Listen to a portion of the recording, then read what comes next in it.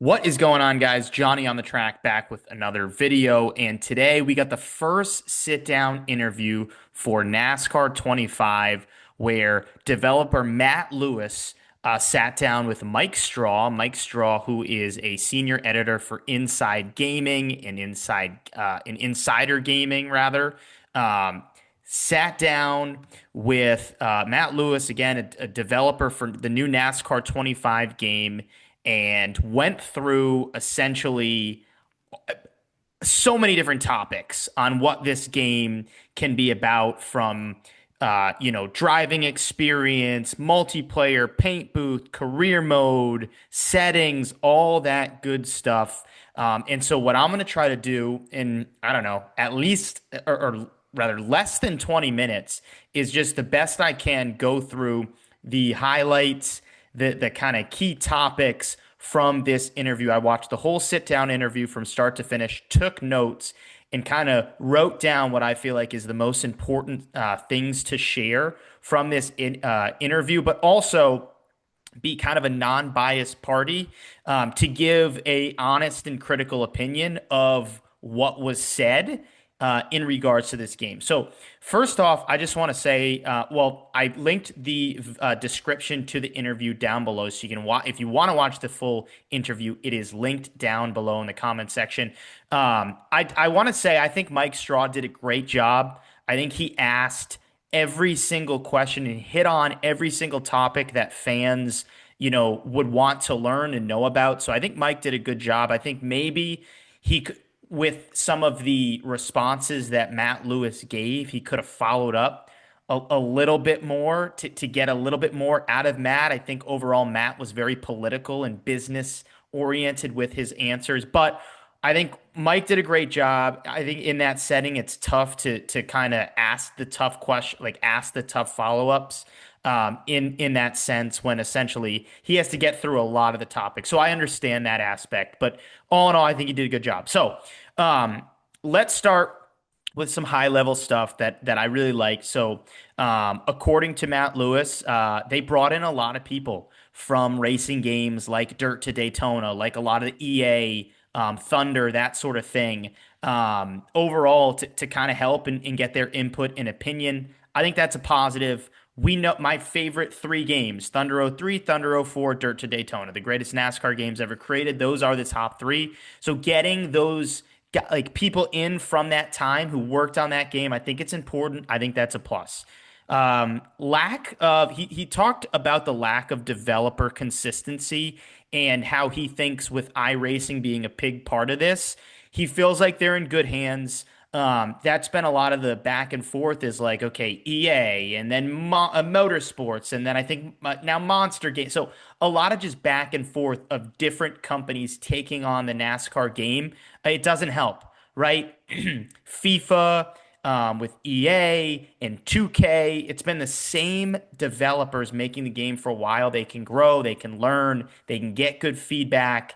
And that's why I think, especially FIFA, I think that is the top tier sports game, in my opinion, at this moment. And again, they've kind of taken a lot of inputs and then made it better. So hopefully, with this 3 to 5 year plan that iRacing has, and Matt Lewis was talking about, that they've laid out, they can start from a baseline and build and build and build with feedback they get.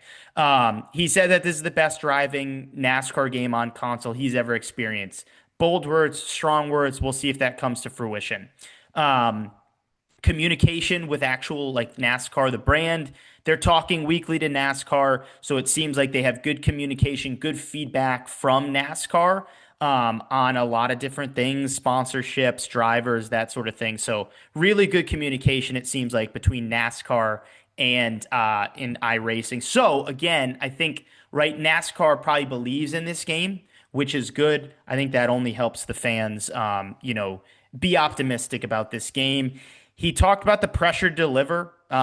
It's kind of a tough balance where, like, we as fans want the next game to come out today, tomorrow, right? That sort of thing. But also kind of leveraging or balancing the fact that we also want it done right.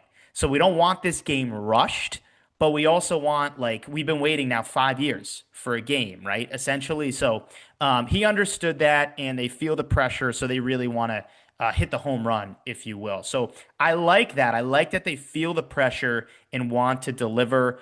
Overall, he said it's a very customizable experience. A lot of different settings for the AI to kind of customize how you want to race. Is it easy? Is it tough? One thing I really like, they're pulling in driver ratings from Racing Insights data. So what does that mean? So a guy like Larson at Homestead, he's going to be more prone to run the high line, and he'll be a lot faster. Reddick, same thing. A guy like SVG at Ovals, he'll run 35th, but on the road course stuff, he's going to be battling up front. I always thought that was an interesting thing back in like Heat 4, Heat 5, especially Heat 4. Like BJ McLeod would be battling up front in AI stuff. It just didn't make sense. So I think that's cool. We'll see if I feel like NASCAR Ignition tried to do that and it just didn't work. So we'll see again if that comes to fruition. But that would be really, really cool if, again, you're watching like Stenhouse, and Reddick and Larson, run the high line on Homestead, and then a guy like Logano trying a different line, maybe racing a little bit more aggressive. So we'll see how that all comes together, but really, really cool insight there. The feedback from a lot of the test players, Byron Caruth, who else? I think Ty Majeski, he said it's 98% positive. I take that with a grain of salt. I literally wrote, what do those guys know about console gaming? Those guys are iRacing guys. Like that's, who knows when the last time they played a NASCAR console gaming game was. So I'm not going to read much into that, but whatever. He called it out that they enjoyed it, they liked it, so that's good. Junior's support has been massive. Dale Jr., that is, he's helped a lot with the music, which I think will be cool, and also just being present and giving honest opinions on how he feels about how they can strengthen this game. So I think that's positive. He obviously has done numbers and numbers, for iRacing and for media in general. So I think he's a great voice to have in your head if you're trying to build something that it has the backing of the fans, because Dale Jr. certainly does in the NASCAR sense. Race day stuff. This is honestly where I started to not get impressed, quite frankly. Like, honestly, I think once we hit race day, I was like really, really high on this interview. And then as soon as they hit race day, I started to get a little worrisome and kind of asking questions and like, wait, what? Like, are you sure this is going to be ready? And this is what the fans want and are asking for? So this was interesting. He basically said it's basic race day displays. Like it kind of feels a little ignition like you'll look at you'll kind of pull out slowly, stop, kind of wait for your qualifying session, go, go, go. Then you go off, kind of drive off. He said like some flyover display stuff, but wasn't really impressed. No multiple tire sets at launch, right? So I don't know how deep that means, but I think essentially like it's going to be the same tire wherever you go. Like it's just a tire, and then maybe obviously you can or you will be able to adjust the pressure, that sort of thing. But the it's like your main horsepower package that NASCAR runs, but no variability in the tire sets. 3 to 5 year plan. They said maybe that would come to fruition, but nothing at launch. He did say that the racing was pretty accurate, the feel and traction by the car, how that handles. They put a lot into that, so that's good. But the actual like race day environment, if you will, doesn't really feel much different, which kind of felt like something they had bragged about when first releasing this game. Multiplayer, no local play. I think that's a big thing. To me, it's not a big factor. I don't play locally, but the people that do want to play locally, I think that's a big thing. There will be private lobbies. They will have some sort of special events, maybe even tournament style things on certain nights. I think it would be cool. And I would say like to them, hey, it would be cool if you do like a 3 to 5 race tournament. nightly thing based on like total points, almost like the OG Mario Kart stuff where you race like 5 times and you accumulate points and whoever wins wins, that sort of thing. I think that would be kind of cool. They didn't explain much on what that is, but there is some kind of special events and tournament style stuff. No spectator view at launch. So for leagues, that's going to be pretty tough. It seems like the first year league play is going to be like there'll be private lobbies to execute a league, but instead for broadcasting purposes, you won't have anything. That's tough. That's a big L in my opinion. League play is huge. Yeah, that's not good. Custom settings. You can do your classic extra tire wear, percentage based race length for however you want to go. Pit options. Do you actually pit in? That sort of thing. Do you need to pit? Whatever. Um, so again, pretty par for the course. Seems like Heat 4, Heat 5. Um, this is the big one. No driving on pit road. And basically, he just said, not efficient for us to put time, put resources, put money into making that happen. It could, like, if you do, like, kind of race online, it could screw a lot of things up. I don't know. I don't know how that's going to sit with the fans. I don't really care that much, but I know that's a big, big thing for the fans. Oof. Not in the answer. I didn't like too much money essentially. Oof. Career mode seems like you're always going to start in ARCA. There's no kind of fast forwarding to trucks, cup, that sort of thing.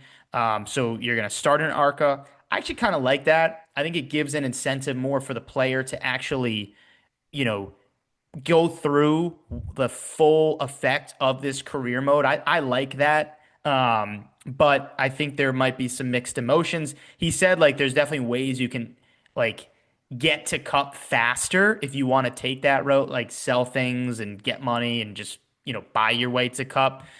So there's different ways you can play it, especially with the moments and turning points he talked about. Those are big and can you can play it one way and then go back, play it another way. So I don't know. There's not much like insight into what that means, but I think that would be cool. You're still going to be able to own and manage a team or just be a part of a team so you can take either route. Seems like if you're going back to the dirt to Daytona route, and even actually the Thunder 03, 04 stuff as well would be kind of buying like financial owning a team, if you will. It seems like that's the preferred path to play, but you can kind of do your own thing in career mode. Paint booth, 100% paint kit. He said it's similar to previous games, so again, I don't know what that means. Maybe just like the way it's configured, but if it's similar to previous games, like I think the fans were asking for more. So we'll see what that means. They're trying to include as many brands as possible. A deep dive is coming soon on the paint booth, but it's TBD on how much they can share, according to the interview.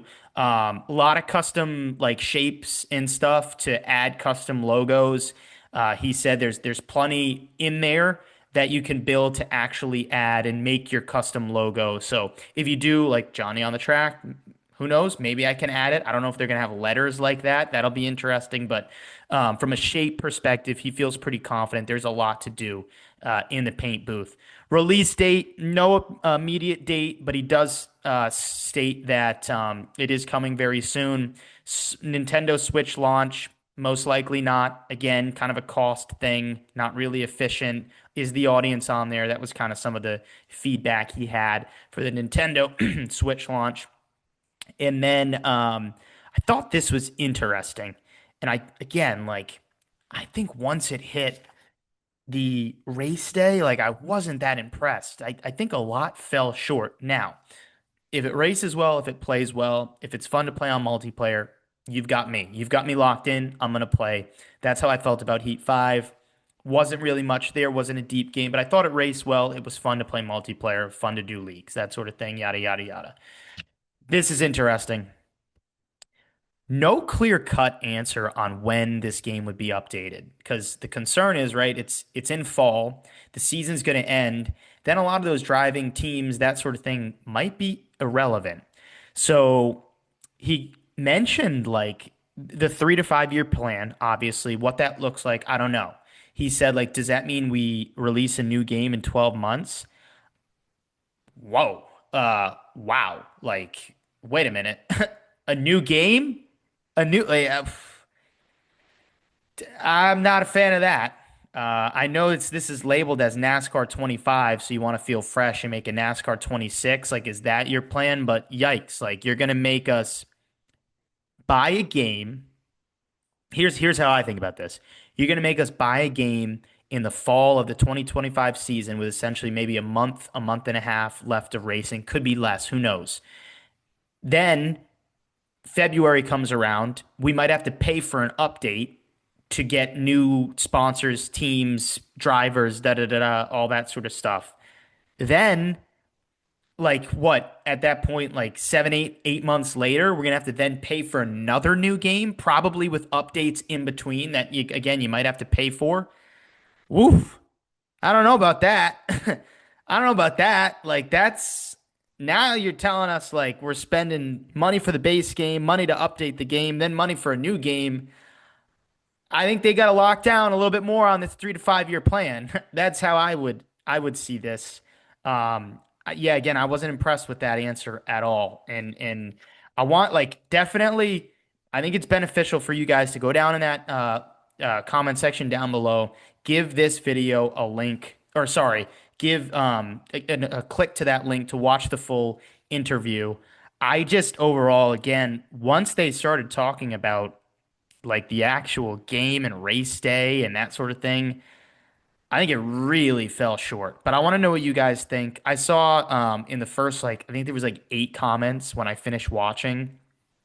Some mixed feedback, some positive, some negative, some really positive, some really negative. So, I can't get a good read on what the fans actually thought, but again, it's linked down in this description below. So make sure if you want, you can take a full look at that interview. But that's all I've got. I tried to do my best to outline everything that they talked about in this interview.